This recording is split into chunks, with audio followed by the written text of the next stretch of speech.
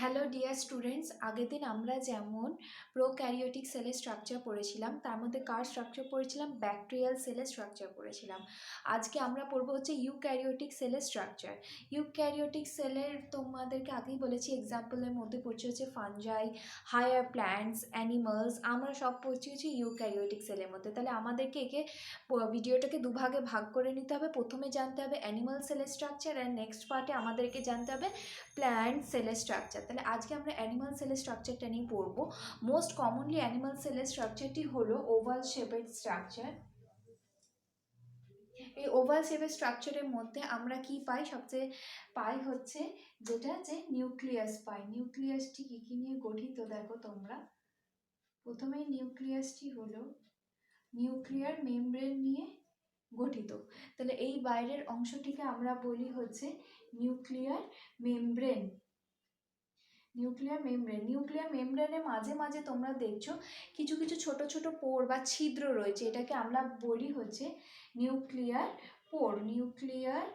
পোর।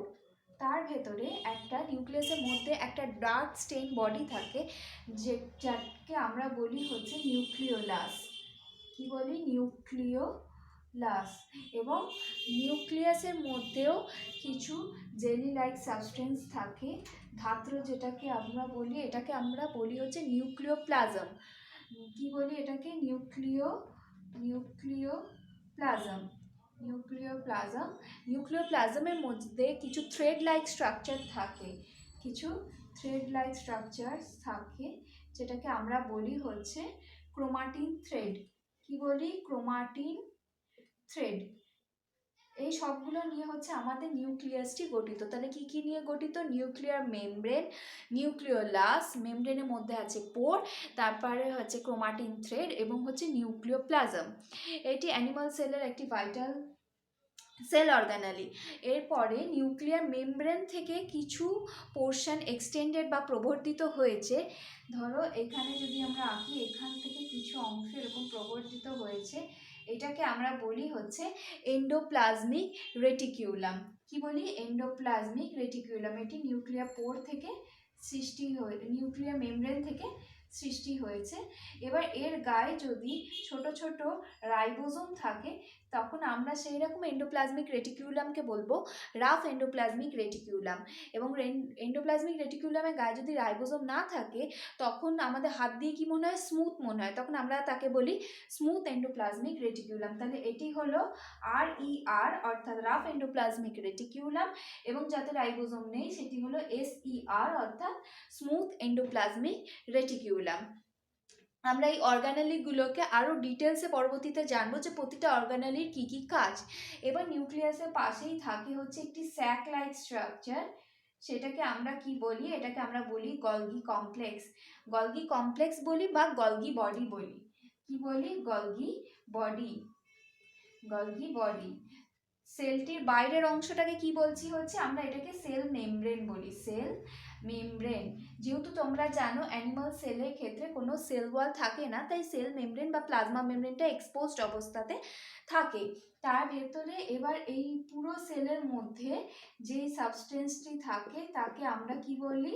এটাকে আমরা বলি হচ্ছে সাইটোপ্লাজম। কি বলি? সাইটোপ্লাজম।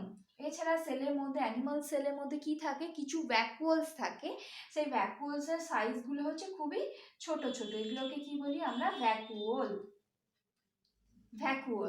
এছাড়া আর কি থাকে অ্যানিমাল সেলের মধ্যে? প্রধান যে অর্গানটি থাকে আমাদের রেসপিরেশনে সাহায্য করে, সেটি কি অর্গান? এটি হলো আমাদের মাইটোকন্ড্রিয়া।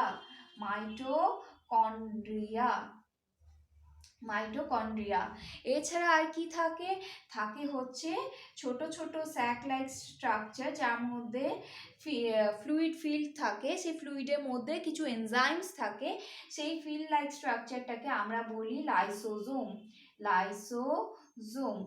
আর আমরা দেখেছিলাম যে প্রোক্যারিওটিক সেলে অর্থাৎ ব্যাকটেরিয়াল সেলের ক্ষেত্রে রাইবোজোমটা ছিল 70S প্রকৃতির। তাহলে অ্যানিমাল সেলে অর্থাৎ ইউক্যারিওটিক সেলের রাইবোজোমটা কিরকম হবে? এর রাইবোজোমটা হবে, মনে রাখবে, এটা হচ্ছে 80S প্রকৃতির। আমাদের দেহে আছে 80S প্রকৃতির রাইবোজোম। তাছাড়া আর কি থাকে এর ক্ষেত্রে? সেন্ট্রিওল থাকে। সেন্ট্রিওল থাকে, সেই সেন্ট্রিওল দুটো পরস্পর রাইট অ্যাঙ্গেলে থাকে। কীরকম অবস্থাতে থাকে সেন্ট্রিওলটি, এরকম একটি থাকে, এর সাথে রাইট অ্যাঙ্গেলে থাকে। এবং পেরিসেন্ট্রিওলার এটা 9টা থাকে, 1 2 3 4 5 6 7 8 9। এই দুটোকে আমরা মিলে বলি কি, এটাকে বলি হচ্ছে আমরা সেন্ট্রোজোম। তাহলে এই হলো আমাদের অ্যানিমাল সেলের স্ট্রাকচার।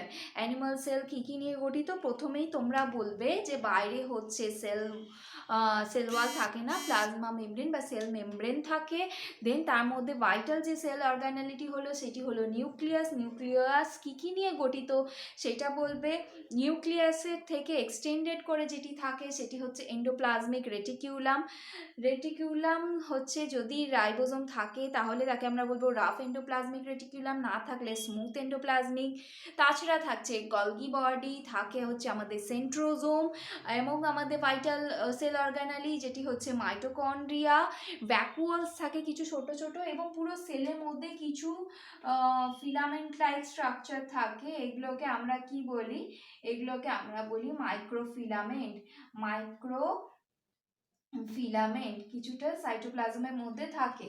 তো সেই মাইক্রোফিলামেন্টগুলো মেনলি সেলকে স্ট্রেংথ প্রদান করে। আর রাইবোজোম তো প্রোটিন সিনথেসিস করে।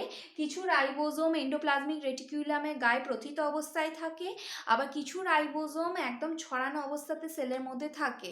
তাহলে রাইবোজোমের মেন কাজ কি হচ্ছে, প্রোটিন সিনথেসিস করা, সেগুলো আমরা পরে জানবো। এই হচ্ছে ওভারঅল আমাদের অ্যানিমাল সেলের স্ট্রাকচার। এরপর আমরা প্ল্যান্ট সেলের স্ট্রাকচারে যাব নেক্সট ভিডিওতে।